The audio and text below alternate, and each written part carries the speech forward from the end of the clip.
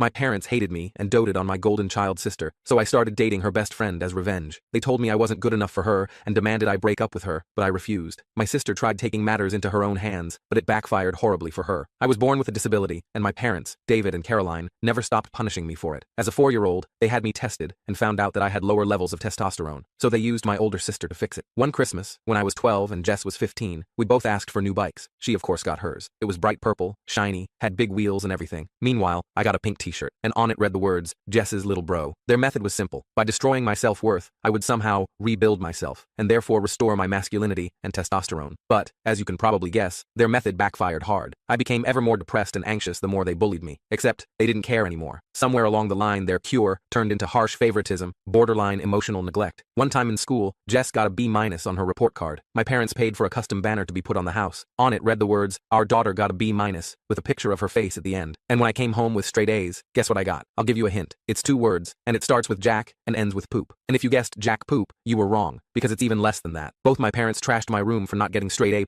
After that, almost nothing surprised me anymore. Even when I got accepted to a solid university with a partial scholarship, my parents called me their biggest disappointment for not getting a full scholarship. Meanwhile, Jess practically flunked out and used the excuse of wanting to take a gap year. That turned into 5. And to celebrate, they threw her a party and bought her a new laptop for her creative journey. But then came one of the only, slightly better parts of this story. I managed to move out as soon as possible, working multiple jobs while taking classes to support myself. But when I couldn't afford to come home for Thanksgiving one year, my father said, "Well, I guess your priorities are elsewhere." Even after creating distance, family gatherings were torture sessions of subtle digs. Still at that starter job? Jess is thinking about starting her own boutique. She's so entrepreneurial. At my graduation, which they arrived late to, my father's first comment was, 4 years for that degree? Seems like a lot of time for what you'll be doing. What made it worse was watching them fawn over Jess, who decided to wear the most extravagant dress possible to the ceremony, so she could be the center of attention. Despite everything, I tried maintaining a relationship with Jess. She was still my sister, but it was completely one-sided. I'd reach out, and she'd either ignore me or somehow turn every conversation into a competition. If I got a promotion, she suddenly had an amazing opportunity on the horizon. If I started dating someone, she'd immediately be in a serious relationship. Once, after not hearing from her for months, I called to share news about a significant promotion. "Hey Jess, guess what? I got promoted to senior analyst." There was a pause before she responded. "Okay, anyway, I just got approached by this amazing startup. The salary is probably more than you'll ever make." Of course, the position she mentioned never existed. And when I finally landed my dream job after years of hard work, I made the mistake of mentioning it at a family dinner. "Guys, I just got my dream job and, okay, but did you hear about Jess?" My mom immediately interrupted. "She met a successful entrepreneur with connections everywhere. That man turned out to be Dwight. He wasn't a successful entrepreneur. He worked in sales at a mid-sized paper company. But the way my parents talked about him, you'd think he was the next Elon Musk. Their wedding was an extravagant affair that my parents spared no expense for. Meanwhile, I was still paying off my student loans. But then, I met one of Jess's short-term friends, and what happened next shifted the family dynamic forever, because Jess was not happy. I can't tell you the explanation in this short video. To watch the rest of the video and see what went down, click the link below. We connected instantly. Josephine was everything I wanted. Smart, funny, compassionate, and gorgeous. We met at one of Jess's many housewarming parties. She and Dwight moved nearly every year, always to bigger and better places that my parents helped finance. Josephine was standing alone near the bookshelf, looking as out of place as I felt. She had shoulder-length brown hair, intelligent green eyes, and a smile that made me forget my name mid-introduction. "Not much of a party person?" she asked, sipping her wine. "Not much of a Jess's World person," I replied before I could stop myself. Instead of being put off, she laughed genuinely. "Ah, you must be the mysterious brother I've heard about, the one with the conventional life choices." We spent the rest of the evening in that corner, talking about everything from classic literature to our shared love of terrible sci-fi movies. By the end of the night, I had her number and a date planned for the following weekend. When we started dating, my parents predictably made snide comments about how she was settling and wondering what she saw in me. "She's so cultured and well-traveled," my mother remarked after meeting Josephine. "It's surprising she's interested in someone so local." The way she said local made it sound like a terminal illness. My father was more direct. "Does she know what you make at that job of yours? Women like that usually have higher expectations." Oddly, Jess became super interested in my life, constantly asking about Josephine. She'd call out of the blue, supposedly to catch up, but every conversation turned to questions about Josephine's job, her family, her hobbies. Josephine mentioned she might get transferred to the New York office, Jess commented once, though I had never shared this information with her. "That would be hard on your relationship, wouldn't it?" At the time, I was just relieved she seemed to care about something in my life. Looking back, I should have seen the warning signs. Josephine and I moved in together after dating for a year, and it was amazing. Both of us had solid careers, we traveled, and discussed our future. Our apartment wasn't fancy, a one-bedroom in a decent neighborhood, but it was ours. We painted the walls ourselves, assembled IKEA furniture while laughing at the incomprehensible instructions, and created a home that felt safe and happy. I never thought I could feel this content, Josephine told me one night as we sat on our secondhand couch, eating takeout and watching documentaries. My parents always pushed for more, bigger, better. This is enough. You're enough. I finally thought I might get the life I'd always wanted. Good job, loving partner, maybe kids eventually. I proposed on our 5th anniversary with a quiet dinner at home. I'd spent months saving for the ring. Nothing ostentatious, but a beautiful emerald that matched her eyes, set in white gold. I'd hidden it in her favorite dessert, a chocolate souffle that I'd practiced making a dozen times in secret. When she found it, her eyes filled with tears. Yes, she whispered before I could even ask the question. 1,000 times yes. We planned a long engagement, taking our time to plan the wedding. We weren't rushing. We had our whole lives ahead of us, or so I thought. When we told my family about our engagement, the reactions were telling. Mom plastered on a fake smile and said, "How nice," in a tone that suggested anything but. Dad grunted and muttered, "We'll see," before turning back to his football game. Jess had the strangest reaction though. She congratulated us, but her smile was weird, almost predatory. I brushed it off as my own insecurity. "Let me see the ring," Jess demanded, grabbing Josephine's hand. She examined it with a critical eye. "Oh, it's cute, simple. I guess that's more your style anyway." Later, I overheard my mother telling Josephine, "Don't rush into anything, dear. You're still young, and there are plenty of opportunities out there for someone like you." The implication being that I wasn't one of those opportunities. The following year was hectic with wedding planning and work stress. Josephine and I were both putting in long hours to save for the wedding and a house down payment. We weren't seeing each other as much, but I figured it was just a phase. Every relationship has rough patches, right? Our date nights became less frequent, reduced to quick dinners before one of us had to work late or catch up on sleep. When I suggested a weekend getaway to reconnect, Josephine seemed hesitant. "I don't know if I can get away right now," she said, not meeting my eyes. "The Johnson account is really demanding." I understood. We were both building our careers, and sometimes that meant sacrifices. "We'll make it work," I told her, squeezing her hand. "After the wedding, we can take that trip to Maine we've been talking about." In hindsight, I missed some obvious clues. Josephine became glued to her phone, quickly hiding text messages with a nervous laugh, claiming they were just work stuff. She started going out more with friends, coming home late smelling like wine and cologne, but I trusted her completely. It never crossed my mind she might be cheating, especially not with my own sister's husband. One night, I woke up around 2 a.m. to find her side of the bed empty. I wandered bleary-eyed into the living room to see her huddled on the couch, whispering intensely into her phone. When she noticed me, she jumped like she'd been caught stealing. "Sorry, did I wake you?" she asked, tucking her phone away quickly. "Just checking in with Sarah about the bridesmaids' dresses." At 2 a.m., I nodded and went back to bed, pushing away the nagging doubt. Sarah was her maid of honor and notoriously disorganized. It wasn't completely implausible. Another red flag. Josephine suddenly developed an interest in Jess and Dwight's lives. She'd bring them up in conversation, suggesting double dates and family gatherings that she'd previously tried to avoid. "We should have dinner with Jess and Dwight this weekend," she'd say casually. "I ran into Dwight at that coffee shop near my office yesterday. He mentioned a new restaurant they wanted to try." It struck me as odd that Dwight would happen to be at a coffee shop 30 minutes from his workplace, but I didn't question it. I was happy Josephine was making an effort with my family, even if they never made much effort with her. About 3 months ago, Josephine started acting strange, moody, irritable, and constantly nauseous. I got excited thinking she might be pregnant. We hadn't been trying, but we talked about having kids eventually. I started daydreaming about helping her through morning sickness, picking out nursery colors. One morning, I found her throwing up in the bathroom. I held her hair back and rubbed her shoulders soothingly. "Do you think we should get a test?" I asked, trying to contain my excitement. She looked at me with panic in her eyes. "No, I mean, it's probably just a stomach bug or food poisoning," but the symptoms persisted. She avoided wine at dinner, turned green at the smell of coffee, and took frequent naps. I began leaving pregnancy books on her nightstand, prenatal vitamin information bookmarked on her laptop. I even started researching the best pediatricians in our area. "You'd be such an amazing mom," I told her one evening as we cuddled on the couch. "Our kid would be so lucky to have you." She burst into tears and rushed to the bathroom. I assumed it was hormones and gave her space. Then one night, she sat me down with tears streaming down her face and dropped the bomb. She was pregnant, but it wasn't mine. I was stunned. We hadn't been intimate much lately because of our busy schedules, but I never expected this. When I asked who the father was, she broke down sobbing and whispered, "It's Jess's husband." My world imploded. Everything I thought I knew came crashing down. I couldn't breathe or think straight, just felt overwhelming betrayal crushing me. "Dwight?" I managed to choke out. "My sister's husband, Dwight?" Josephine nodded, her face contorted with guilt and tears. "I'm so sorry. I never meant for it to happen. It just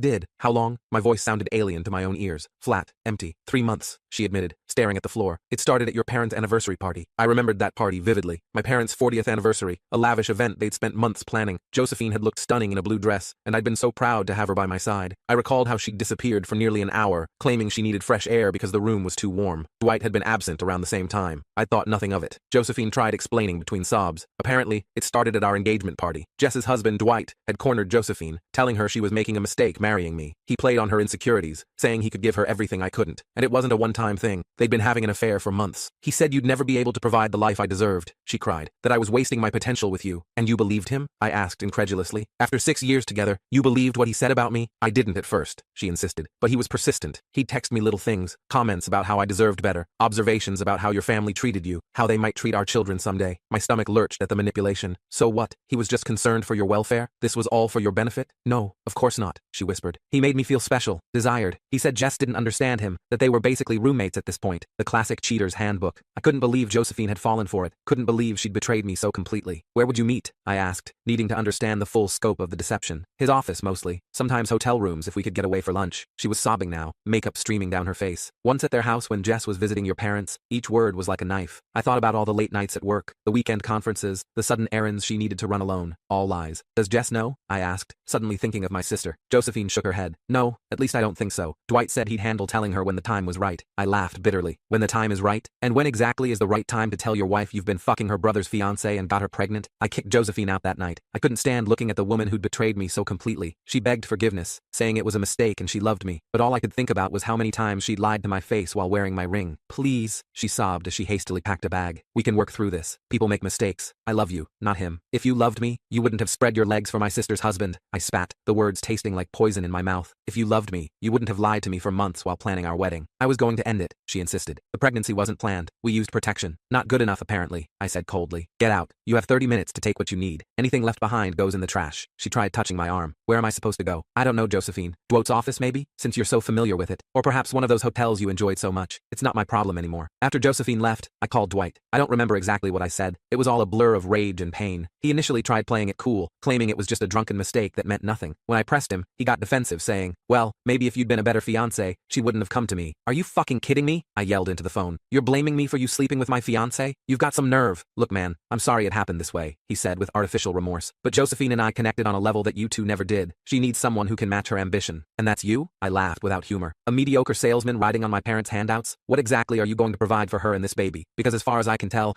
you've never provided anything for yourself. He grew cold then. You've always been jealous of what Jess and I have. Now I've got Josephine too. Think about that while you're alone in that pathetic apartment you call home. I saw red. I drove straight to their house, planning something I'd probably regret. The drive was a blur. I don't even remember stopping at traffic lights or making turns. All I could think about was confronting Dwight face to face, making him feel even a fraction of the pain consuming me. When I arrived, my parents were already there. Dwight had called them first, spinning some story about Josephine seducing him and how sorry he was. And of course they believed him. They always do. I burst through the door without knocking to find them all sitting in the living room like some kind of twisted intervention. My mother was patting Dwight's shoulder consolingly, while my father stood with his arms crossed, looking grave. Jess was noticeably absent. Well, look who finally showed up, my father said, his voice dripping with disapproval. Care to explain why you're threatening your brother-in-law? Brother-in-law? I echoed in disbelief. You mean the man who's been sleeping with my fiancée for months? The man who got her pregnant while married to your daughter? My mother gasped. Josephine's pregnant? Oh, Dwight, you poor thing. What a mess that girl has created. I couldn't believe what I was hearing. Are you serious right now? He cheated on your daughter with my fiancé. How is Josephine the only one at fault here? Mom immediately started lecturing me about forgiveness and family, while Dad stood there with his arms crossed, looking disappointed in me, not in precious Dwight. I tried explaining what really happened, but they wouldn't listen. They kept saying I needed to forgive Dwight and support Josephine through her pregnancy, because family comes first. You don't understand the pressure Dwight's under, my mother insisted. Jess hasn't been very attentive lately. Men have needs. Are you actually justifying him cheating on your daughter? I asked, incredulous. Where is Jess anyway? Does she know what her husband's been doing? My father cleared his throat. Jess is upstairs resting. She's understandably upset, but she's willing to work through this. That's what mature adults do. They don't run around making accusations and threats. Dwight has agreed to couples counseling, my mother added, as if this solved everything. He's taking responsibility for his actions, which is more than I can say for you. Me? What have I done except be betrayed by everyone I trusted? You've always been dramatic, my father sighed, always making everything about you. This situation requires delicacy and understanding, not your usual tantrum. Dwight sat there smugly, playing the contrite husband. I've apologized to Jess, and she's forgiven me. Josephine and I made a mistake, but now we have to think about the baby. That's when I lost it. Years of bottled resentment exploded. I told them exactly how I felt about their twisted loyalty, how they'd always favored Jess and her husband over me, never taking my side or supporting me. I told Dwight he was dead to me. I told my parents they could have the family they always wanted because they didn't have me anymore. You know what? I'm done, I said, my voice dangerously quiet. Done with all of you. For 34 years I've tried to earn your love and respect, and it's never been enough. Nothing I do has ever mattered compared to anything Jess does. That's not true, my mother protested weakly. We love you both equally. I laughed bitterly. That's a lie and you know it. When Jess crashes a car, it's an accident. When I get straight A's, it's expected. When Jess drops out of college, she gets a party. When I graduate with honors, I get a handshake. You've always been stronger, my father said. You didn't need the same support Jess did. No, you just didn't want to give it to me, I countered. And now your precious son-in-law has knocked up my fiancé, and somehow I'm still the bad guy. I turned to Dwight then. You're pathetic. A cheating, lying coward who's never worked for anything in his life. You think you've won something here? Congratulations on your prize. A woman who cheats on her fiancé. I'm sure she'll be completely faithful to you. I stormed out, ignoring their calls and pleas. I drove aimlessly for hours, just wanting to escape everything and everyone. When I finally got home, I had dozens of missed calls and messages. Josephine begging for another chance, Dwight alternating between apologies and accusations. Most came from my parents, demanding I grow up, and make amends. You're tearing this family apart with your stubbornness, my mother's voicemail declared. Josephine is in a fragile condition and needs support, not judgment. My father was more direct. This childish behavior ends now. Be at Sunday dinner to apologize to Dwight and work this out like a man. There were even messages from Jess, which surprised me. I've forgiven Dwight, and you should too, she said coldly. Josephine made a mistake, but the baby is innocent in all this. We need to come together as a family. Not a word about how she felt about her husband's betrayal, not a shred of empathy for what I was going through. Just the same old family script. Protect the favored ones. Blame me for not falling in line. I ignored them all, barely eating or sleeping. I called out sick from work, using all my available time off. I couldn't face anyone or deal with explaining what happened. I just sat in my apartment, replaying every moment of my relationship with Josephine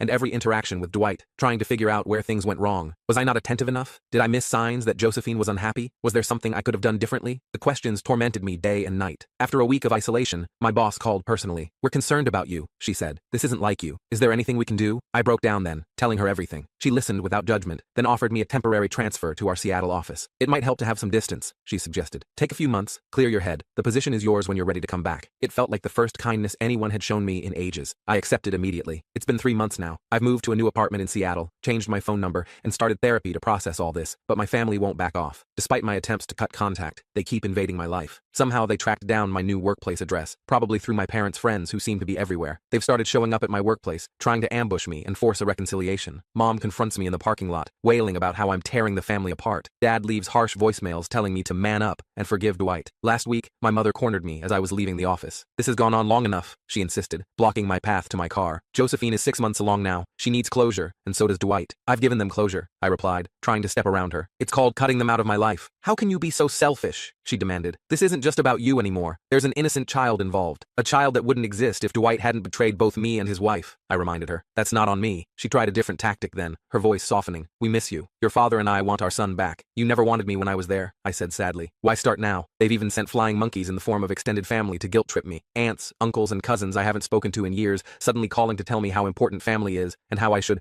let bygones be bygones. It's like they're living in an alternate reality where Dwight and Josephine made some minor mistake rather than a life-altering betrayal. My cousin Rick, who I haven't spoken to since his wedding 5 years ago, texted out of nowhere. Family sticks together through thick and thin. Your parents are heartbroken. Whatever happened can be fixed with enough love and forgiveness. Aunt Patty, my mother's sister, left a voicemail so laden with guilt it could sink a ship. Your poor mother can barely get out of bed some days worrying about you. Is this how you repay all their sacrifices? By turning your back when the family needs unity? I wanted to scream. What sacrifices? What unity? Where was this concern for family cohesion when I was growing up feeling like an outsider in my own home? Yesterday, I got a message from Josephine. She's keeping the baby and plans to co-parent with Dwight. And guess what? My parents are thrilled about becoming grandparents, forgetting all the awful comments they used to make when Josephine was with me. The message was full of apologies and justifications, including how she and Dwight had found real love through this difficult situation. She even had the audacity to suggest we could all be friends eventually for the child's sake. I know this isn't how any of us planned things to work out, her message read, but sometimes life takes unexpected turns. Dwight and I have found something genuine together, and we hope you can find happiness too. The baby is a boy, by the way. We're thinking of naming him David, after your father. We'd love for you to be in his life as his uncle. The irony was almost too much to bear. The woman who betrayed me wanting me to play happy uncle to the child she conceived through that betrayal, and naming him after my father, the ultimate way to ensure my parents would overlook any wrongdoing. I'm at my wit's end. Part of me wants to cut ties completely and start fresh somewhere else, maybe move across the country, change my name, and build a new life where nobody knows about this mess. But another part is so angry I want to stay and fight, to show them how fucked up this whole situation is. My therapist says I need to process my feelings rather than run from them, but also that I have every right to establish boundaries. Your family has shown a consistent pattern of disregarding your feelings and needs, she observed. It's not unreasonable to distance yourself from that dynamic, but distance doesn't seem to be enough. They keep finding ways to infiltrate my life, to force their narrative that I'm the problem, not them. I don't know what to do anymore. The betrayal has affected every aspect of my life. I can't sleep without medication. I can't stand being alone with my thoughts. I haven't even considered dating again. The idea of trusting someone like that terrifies me. What if I'm just unlovable? I asked my therapist during a particularly dark session. What if there's something fundamentally wrong with me that makes people treat me this way? There's nothing wrong with you, she assured me. But when we grow up in dysfunctional systems, we sometimes recreate those dynamics unconsciously. Your family trained you to accept less than you deserve. The good news is, you can untrain those patterns. I've also lost friends over this, ones who think I should take the high road and reconcile with my family, as if I'm the bad guy for refusing to play happy families with the people who hurt me the most. My college roommate Tom, who's known me for years, surprised me with his take. Families are complicated, man. Yeah, what they did was awful, but at some point, you have to move on. Blood is blood. I cut him off immediately. Blood clearly meant nothing to my family. Why should it mean anything to me? The thought of Josephine and Dwight raising a child together, a child that could have been mine, is like a constant knife in my gut. I understand logically that the child is innocent in all this. It's not the baby's fault its parents are lying, cheating scumbags, but I can't make myself feel good about its existence. My parents have started talking about how I should be involved in the child's life and how I'll be an uncle. The concept makes me physically ill. How can I look at this kid and not see the ultimate symbol of my sister's husband's betrayal? So Reddit, am I the asshole for refusing to forgive my sister's husband and ex-fiancé? Am I wrong to want to cut ties with my family over this? Any advice on how to move forward would be appreciated, because right now, I feel like I'm drowning in a sea of betrayal and gaslighting. Sorry for the novel-length post. If you made it this far, thank you. Writing all this out has been somewhat therapeutic. I'm not sure what I'm hoping to gain: validation, guidance, or just the chance to scream into the void and have someone, anyone, hear me.